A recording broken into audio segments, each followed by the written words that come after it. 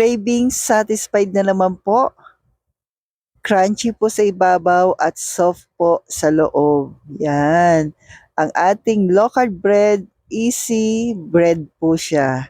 Sa una po, alam kong pamilyar na kayo dito, kalahating cup po ng peanut butter. Pero this time po, 4 na piraso lang po na itlog or 4 pieces of eggs. And please don't forget to like and follow po para updated tayo sa ating mga low carb meal every day. And sa baking powder po ay 1 teaspoon. 1 teaspoon din po ng vinegar. At sa vanilla po ay 1/2 tablespoon po. So mix lang natin maigi ka low carbs.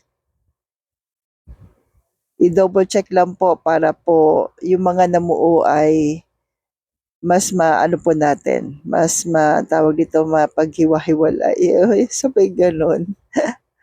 Yan. Kasi minsan may namumuo po eh. Yan po. Lalo na yung ating baking powder. Yan. Lagay na po natin sa ating lalagyan. Then para maging crunchy, kailangan po natin ng cacao. Cacao nibs po.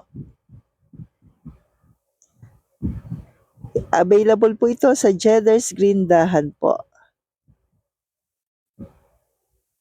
So, easy lang po ito ka-low carbs. Ang sarap i-partner sa black coffee po.